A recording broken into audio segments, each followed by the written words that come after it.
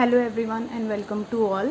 सो हम कर रहे हैं मास्टर कैडेट फिज़िक्स के लिए प्रिपरेशन, जिसमें हमने स्टार्ट की हुई है न्यूक्लियर फिज़िक्स। न्यूक्लियर फिज़िक्स में हम जो टॉपिक डिस्कस कर रहे हैं वो हम कर रहे हैं बेसिक प्रॉपर्टीज़ ऑफ न्यूक्लियस। तो हमने जो बेसिक प्रॉपर्टीज़ हैं जैसे radius, binding energy, mass defect, वो सब हमने पहले ही डिस्कस कर चुके हैं। आज जो हमारा टॉपिक है next, that is wave mechanical properties of nucleus. Video start करने से पहले मैं आप सबसे रिक्वेस्ट करूंगी कि अगर आप मेरे चैनल पे न्यू हैं, ठीक है, तो मेरी वीडियो लाइक कीजिए, सब्सक्राइब कीजिए, बेल आइकन प्रेस कीजिए और ज़्यादा से ज़्यादा अपने फ्रेंड्स के साथ शेयर कीजिए। Okay, so let's start the topic. So today's topic is wave mechanical properties of nucleus. Wave mechanical में प्रॉपर्टीज़ में दो टाइप की प्रॉपर्टीज़ हम डिस्कस करेंगे। The first one is parity of the nucleus and the second is statistical properties of nucleus. ठीक है, तो first हम करते हैं parity of nucleus. So let's start.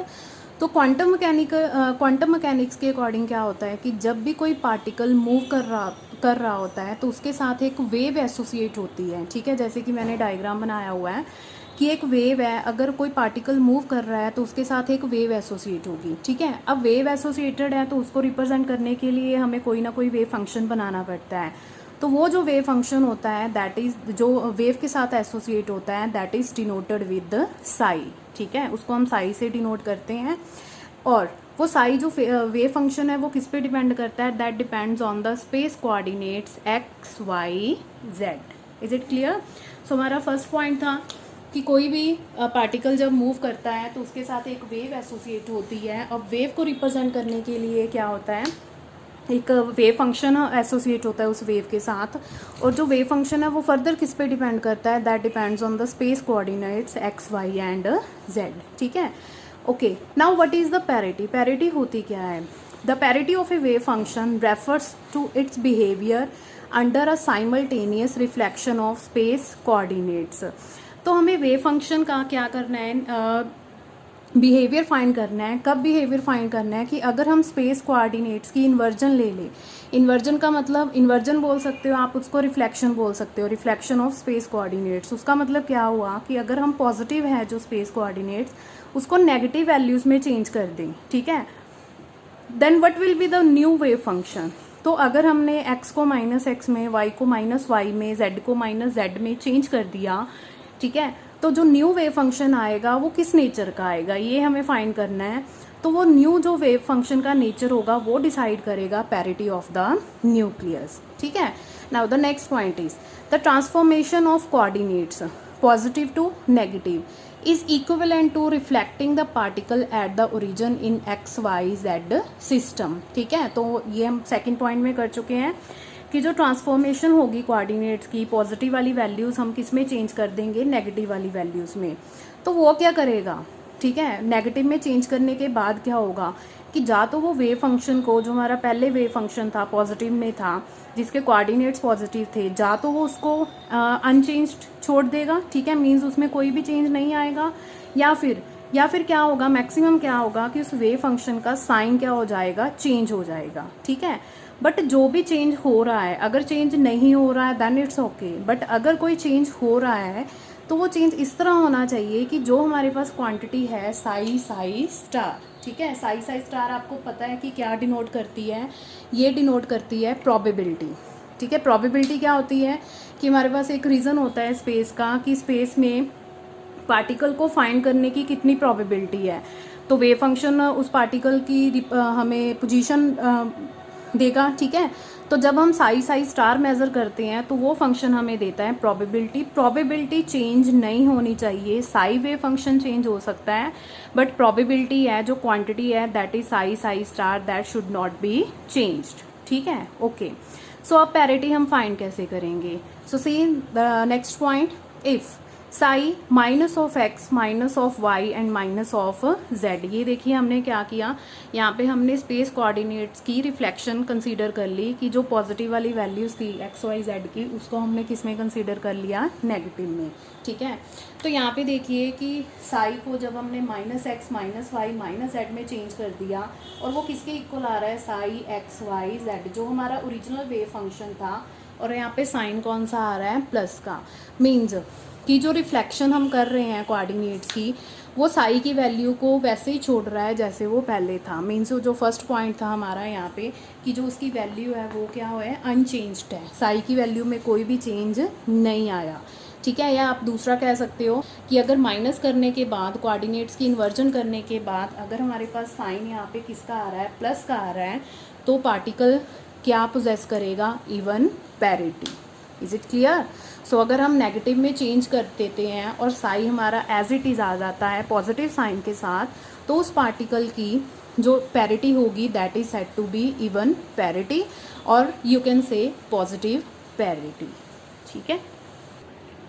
Okay, so if psi of minus x minus y and minus z is equal to minus of psi x y z, कि अगर inversion करने के बाद हमारे पास यहाँ पे एक नेगेटिव साइन अपीयर हो जाए, then the parity of the particle is said to be odd, और you can say negative parity, ठीक है। सो अब इसकी एक बहुत सिंपल सी एग्जांपल देख लेते हैं कि अगर इसको हम एप्लीकेशन में देखें तो कैसे होगा। सो हम सपोज कर लेते हैं कि हमारे पास एक फंक्शन है psi x that is equal to cos x, ठीक है। तो इन्वर्जन करनी है कोऑर्डिनेट्स की, तो हमने चेंज कर दिया x to minus x on both sides. तो साइड ऑफ माइनस एक्स कितना हो गया, cos of minus x, and we know that the property कि कॉस ऑफ माइनस थीटा किसके इक्वल होता है, कॉस ऑफ थीटा, ठीक है। तो ये कॉस ऑफ माइनस एक्स किसके इक्वल आ गया, कॉस एक्स के, and what is cos x, cos x हमारे पास किसके इक्वल था, साई एक्स के। तो यहाँ से हमारे पास आ गया कि psi of minus x is equal to psi x. This means कि जिस भी पार्टिकल का ये वेव फंक्शन है psi x is equal to cos x, उस पार्टिकल की पैरिटी क्या है, इवन है, और you can say parity is positive. Similarly second example कि हम कंसीडर कर लेते हैं कि जो साई एक्स है that is of sine x, ठीक है। तो therefore sign of minus x कितना हो जाएगा, साई ऑफ माइनस एक्स कितना हो जाएगा, sine of minus x, and we know the property कि साइन ऑफ माइनस थीटा क्या होता है, sine of minus theta is equal to minus sine theta, ठीक है। तो ये माइनस साइन बाहर आ जाएगा, ये बन गया माइनस साइन एक्स। अब साइन एक्स हमारा क्या था, वेव फंक्शन था साई एक्स, तो यहाँ से हमारे पास आ गया कि psi of minus x is equal to minus psi x. तो देखिए यहाँ पे कौन सा साइन आ गया, नेगेटिव, ठीक है। तो मीन्स जिस भी पार्टिकल का wave function equal to sine x है, उस पार्टिकल की जो पैरिटी होगी वो क्या होगी, ऑड। इज इट क्लियर, ठीक है। अब हम देखते हैं कि पैरिटी का एंगुलर मोमेंटम के साथ क्या रिलेशन होता है। Now next is parity in terms of angular momentum. Parity का एंगुलर मोमेंटम से क्या रिलेशन है, ठीक है। Then the relation between parity and angular momentum is given by P is equal to -1 raised to power L, where P represent parity and L represent angular quantum number, ठीक है। Angular quantum number हमें पता है इसकी values कहाँ से start होती हैं, from L is equal to 0, 1, 2 and so on up to, okay. So let's see an example.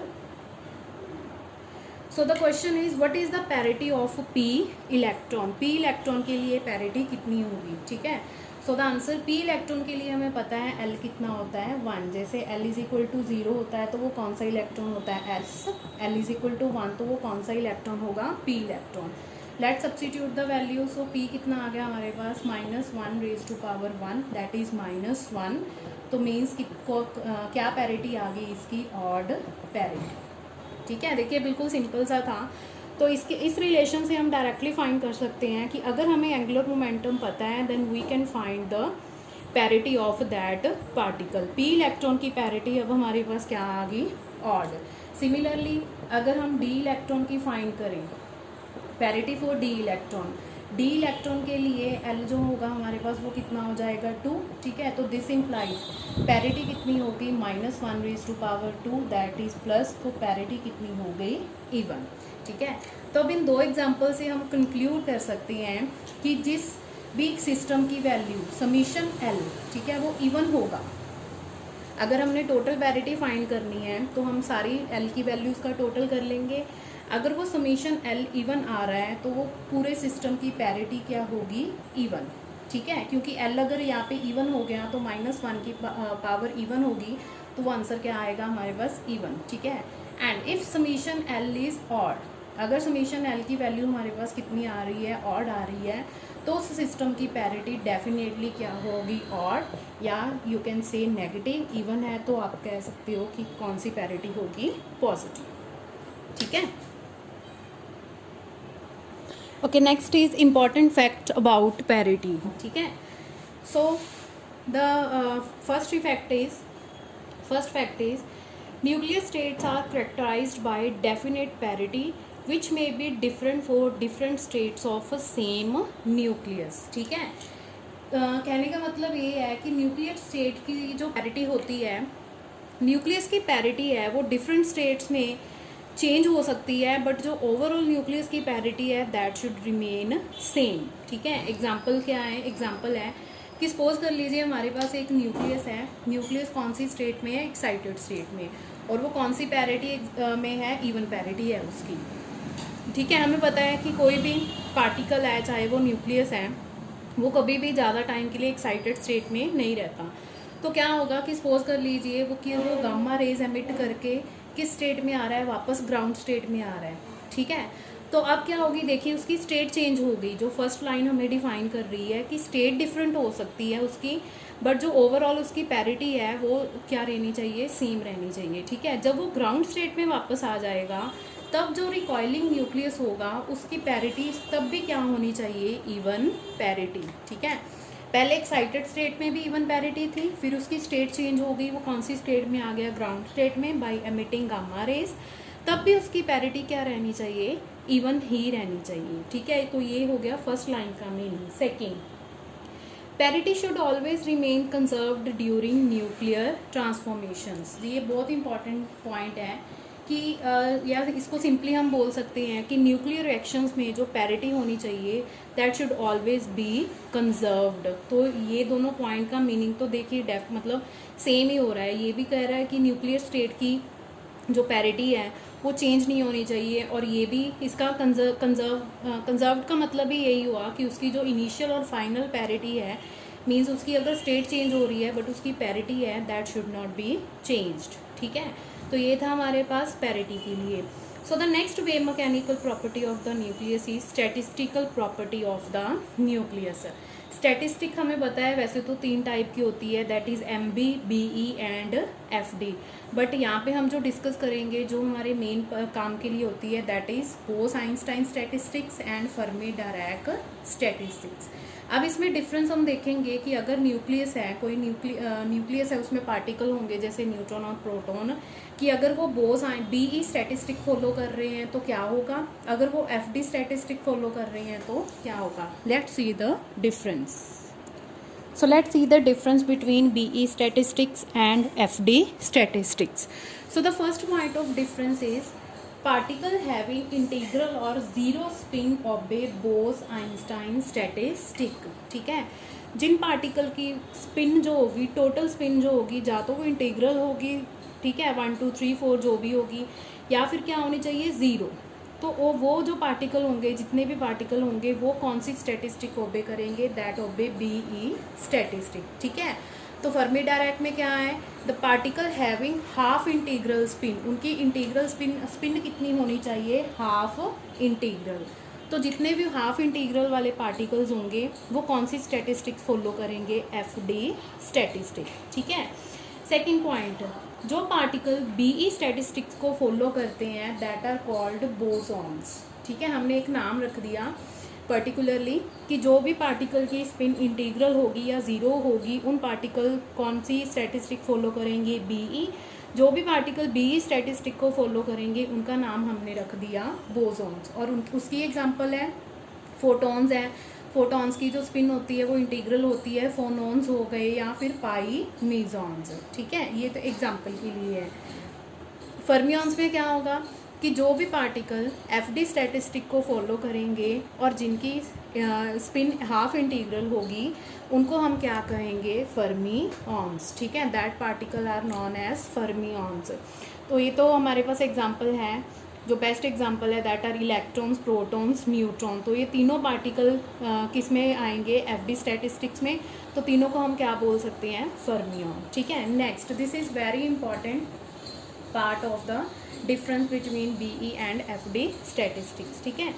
That bosons have symmetric wave functions, ठीक है, कि जो बोसोन्स हैं उनका वेव फंक्शन क्या होना चाहिए, सिमेट्रिक होना चाहिए, ठीक है। और फर्मियंस का जो वेव फंक्शन होना चाहिए वो क्या होना चाहिए, एंटी सिमेट्रिक वेव फंक्शन। अब इसका क्या मतलब हुआ कि सिमेट्रिक वेव फंक्शन है या एंटी सिमेट्रिक वेव फंक्शन है, ठीक है। सो लेट्स सी सिंपल, बिल्कुल एक सिंपल एग्जांपल से मैं आपको बता रही हूँ कि सिमेट्रिक और एंटी सिमेट्रिक का डिफरेंस क्या होता है, ठीक है। सपोज कर लीजिए कि हमारे पास कोई पार्टिकल है जिसका वेव फंक्शन कितना है साई, और उसके कोऑर्डिनेट्स हैं x1 एंड x2, ठीक है। तो अगर हम सिमेट्रिक और एंटी सिमेट्रिक कैसे देखेंगे कि अगर हम जो स्पेस कोऑर्डिनेट्स हैं इनको इन्वर्ट कर दें, ठीक है, इनकी पोजीशन क्या कर दें, चेंज कर दें, किसी भी दो स्पेस कोऑर्डिनेट्स की, यहाँ पे तो मैंने सिर्फ दो कंसीडर किए हैं, that is x1 and x2, आप ज़्यादा भी कर सकते हो, सोन अप टू xn भी कर सकते हो, ठीक है। तो किसी को भी अगर हम चेंज कर दें, उनकी पोजीशन इंटरचेंज कर दें, अगर वो वेव फंक्शन इंटरचेंज करने के बाद उसकी वैल्यू चेंज नहीं हो रही, मीन्स कि वो प्लस साइन के साथ आ रहा है, then the wave function is said to be symmetric, ठीक है। एंड वाइस वर्सा कि अगर हम कोई भी दो कोऑर्डिनेट्स की पोजीशन क्या करते हैं, चेंज करते हैं, और जो न्यू वेव फंक्शन है वो कौन से साइन के साथ आ रहा है, नेगेटिव साइन के साथ आ रहा है, then that function is called anti symmetric. जैसे हम मैट्रिसेस में करते हैं कि कोई भी दो रोज को एक्सचेंज कर दिया या कॉलम को एक्सचेंज कर दिया, ठीक है, तो हमारे पास एक नेगेटिव साइन आ जाता है। तो अगर वो नेगेटिव साइन ओवरऑल आ जाता है हमारे पास मैट्रिसेस के बाहर, ठीक है, अगर तो वो कैंसिल हो जाए तो ठीक है, अगर वो ओवरऑल आ जाता है तो वो हमारे पास क्या होगा, वेव फंक्शन नेगेटिव होगा। अगर वो अल्टर नहीं कर रहा वेव फंक्शन की वैल्यू, मीन्स पॉजिटिव साइन के साथ आ रहा है, then that wave function will be symmetric wave function, ठीक है। इसके बेस पे क्वेश्चंस आते हैं क्वांटम मैकेनिक्स में, ये एक फुल आर्टिकल है कि सिमेट्रिक और एंटी सिमेट्रिक वेव फंक्शंस के लिए, ठीक है, अलग अलग सिस्टम के लिए होता है, 1 इलेक्ट्रॉन सिस्टम, 2 इलेक्ट्रॉन सिस्टम, वो जो पूरा डिटेल में है वो हम क्वांटम मैकेनिक्स में ही करेंगे। अब यहाँ पे मैंने आपको बता दिया, अब ये याद रखना है आपको कि बोसोन्स का वेव फंक्शन होता है सिमेट्रिक और फर्मियंस का वेव फंक्शन होता है एंटी सिमेट्रिक। बोसोन्स में अगर हम पार्टिकल की पोजीशन चेंज करते हैं, ऑल्टर करते हैं, तो वेव फंक्शन में कोई भी चेंज नहीं होगा। फर्मियंस में अगर हम किसी दो पार्टिकल की जो पोजीशन है वो इंटरचेंज कर देते हैं, that comes with then the overall wave function comes with the negative sign, ठीक है। तो इस पॉइंट से, थर्ड पॉइंट से हम कंक्लूड कर सकते हैं कि जो न्यूक्लियाई है विद इवन मास नंबर, जिन न्यूक्लियस का मास नंबर इवन है, वो कौन सी स्टैटिस्टिक ऑबे करेंगे, दे ऑबे बोस-आइंस्टाइन स्टैटिस्टिक्स, ठीक है। और जो ऑड वाले हैं उनका क्या होगा, वो क्या करेंगे, ऑबे फर्मी डायराक स्टैटिस्टिक। अब ये पॉइंट एक हमारे पास और है, थर्ड पॉइंट में देखिए मैंने लिखा हुआ है, the fermions have anti symmetric wave function according to Pauli's exclusion principle. Pauli exclusion principle हमें सभी को पता है कि हमारे पास जैसे 4 क्वांटम नंबर्स होते हैं, प्रिंसिपल क्वांटम नंबर, उसके बाद होता है angular quantum number, magnetic quantum number and spin quantum number. तो पॉली ने कहा था कि कोई भी दो पार्टिकल हैं उनके चारों के चारों क्वांटम नंबर सेम नहीं हो सकती, ठीक है, वो सेम स्टेट में with all the 4 same quantum numbers exist नहीं कर सकते। इनमें से कोई ना कोई एक क्वांटम नंबर को क्या होना पड़ेगा, डिफरेंट होना पड़ेगा। इसीलिए जब हम इलेक्ट्रॉनिक कॉन्फ़िगरेशन करते हैं तो उसमें क्या होता है कि अगर एक स्पिन जो इलेक्ट्रॉन है उसकी अगर पॉजिटिव स्पिन होती है, ठीक है, अपर एरो मीन्स कि स्पिन क्या डिनोट कर रहा है, पॉजिटिव, तो अगर दो सिस्टम है इलेक्ट्रॉन्स का तो दूसरे की स्पिन क्या हो जाएगी, नेगेटिव। तो देखिए n सेम हो सकता है, इसका l सेम हो सकता है, सेम स्टेट में हो सकते हैं, मैग्नेटिक क्वांटम नंबर इन दोनों का इलेक्ट्रॉन का सेम हो सकता है, बट यहाँ पे हमने स्पिन क्वांटम नंबर है जो दोनों का वो क्या कर दिया, डिफरेंट कर दिया। एक को वैल्यू दे दी हमने पॉजिटिव, ठीक है, और दूसरे को वैल्यू दे दी हमने नेगेटिव। तो जो फर्मियंस हैं that also obey poly exclusion principal, और इसी प्रिंसिपल के अकॉर्डिंगली क्या होता है कि जो दो सेम स्टेट्स हैं उन सभी के जो क्वांटम नंबर है वो सेम नहीं हो सकते। तो जब दो पार्टिकल किसी सेम स्टेट में होंगे तो एक उनका क्वांटम नंबर डिफरेंट ज़रूर होना चाहिए, और वो जो डिफरेंट क्वांटम नंबर है वही यहाँ पे साइन कौन सा लेके आता है, माइनस का। इसीलिए कि जो ऑड हैं, देखो जो जब इवन होंगे, इवन नंबर ऑफ होंगे तो वो सारे कैंसिल होके क्या बन जाएगा, एक इंटीग्रल वैल्यू बन जाएगी। बट अगर ऑड होगा नंबर तो क्या होगा, एक उसमें से ऐसा बच जाएगा जो सभी को, बाकी सभी कैंसिल हो जाएंगे, ठीक है, सिर्फ एक बच जाएगा, जिसकी वजह से वो वेव फंक्शन क्या बन जाएगा, नेगेटिव, और यू कैन से एंटी सिमेट्रिक। ये बहुत ज़्यादा इंपॉर्टेंट पॉइंट है। कई बार क्वेश्चन में डायरेक्टली पूछ लेते हैं कि बोसोन्स का जो वेव फंक्शन होता है वो क्या होता है, सिमेट्रिक होता है, एंटी सिमेट्रिक होता है, ठीक है। तो बोसोन्स का सिमेट्रिक होता है, फर्मियंस का क्या होता है, एंटी सिमेट्रिक, ठीक है।